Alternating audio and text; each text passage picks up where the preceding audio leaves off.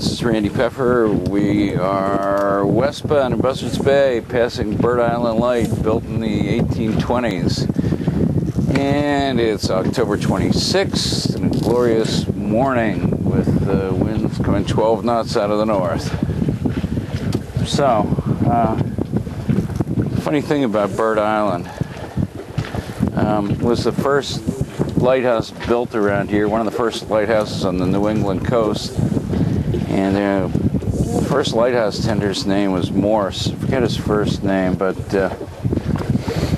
apparently came from a well-connected family, because the guy was a ne'er-do-well, but he got appointed to the job as the lighthouse keeper, which was a big deal back then. It was a government job, got paid well, and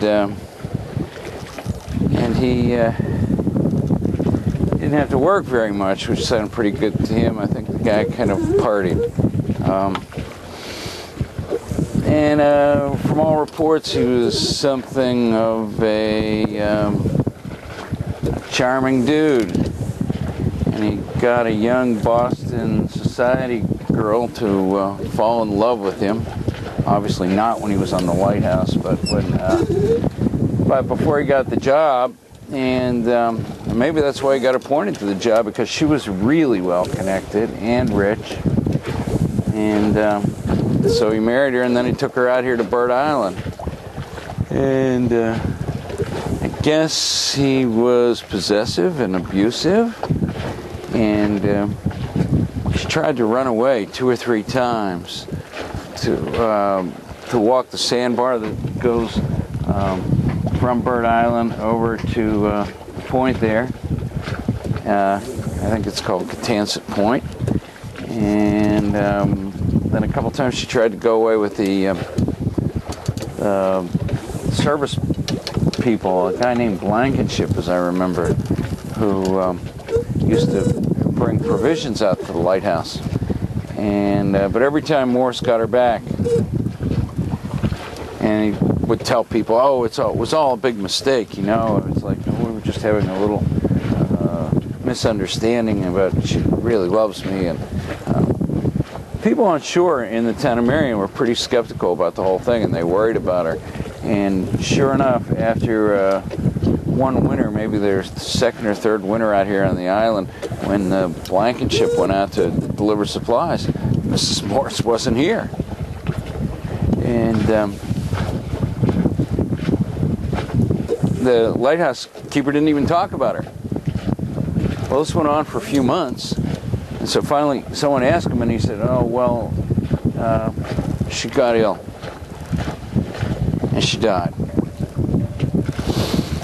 So people were pretty suspicious, but you know, it was a different time. The guy was well connected, and they let it lie, but they never found the grave, no word of her, no nothing. So it was supposed that he murdered her. Years later, like 80 years later, they were rebuilding the lighthouse. There was a house out here that they lived in the lighthouse, next to the lighthouse, and they were tearing it down. The government was tearing it down and rebuilding, putting up a new structure. And in the foundation, they found a secret storage space. And they found a pistol there,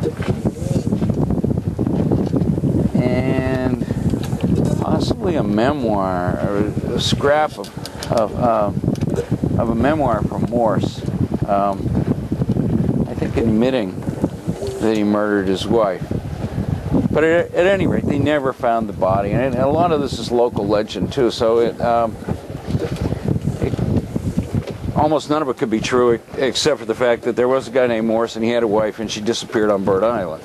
But at any rate, in my novel, Listen to the Dead, the lighthouse keeper from a fictitious town right here on the shore called Slocum's Harbor goes out to check on the lighthouse after the ice has gone out of Buzzards Bay. And frequently in the winter here, this part of the bay is totally frozen over until the Coast Guard icebreakers come through to break up the channel for the ships going through the Cape Cod Canal. But at any rate, it's not navigable by most boats until the spring, and then when that happens, then they come out and check on things, and that's what happened with the character Corby Church in my novel, The Harbor Master, from Slocum's Harbor, and he goes out to check on the lighthouse to make sure everything's okay, and there's a colony of roseate terns on the island. They're rare around here, and it's their biggest nesting ground, and so it's a protected area. And when you go onto the island, anytime from spring to fall, when the terns are there, the terns will dive bomb you because to protect their nests, to try to drive you off the island. So Corby Church carries an umbrella to protect himself from these birds. So he's out there with his umbrella, and it's mid-March, and he's walking the path up through the poison ivy in the bird nesting area to the lighthouse. And among all the other flotsam and jetsam that's washed up on the island have been scraped over. The island gets scraped over. Sometimes they're like chunks of ice, like 15 feet high, built up by storms on the island. So he's looking at all these gouged out places, almost sort of gouged out like by a glacier, but really they're from the ice flows. And he sees a claw just sort of reaching up out of the earth, and he thinks it's the claw of a raptor because the terns are here. The osprey and the falcons and the eagles and probably even the owls are out here preying on the terns. And so he thought, well, this is some raptor, some predator bird that's getting its just desserts. It's died out here. But he starts poking around. There are no terns on the island yet because it's too soon. So he just has he's just got the umbrella as a kind of walking stick, and he starts to poke a little bit at this claw coming up out of the earth, and he suddenly uncovers more than just the hand part, but he starts to see the wrist part and the two lower arm bones, and he sort of remembers his high school biology class, and he goes like, oh, the radius and the ulna, and then he goes, wait, this is not a raptor's claw at all. This is what's left of a human hand.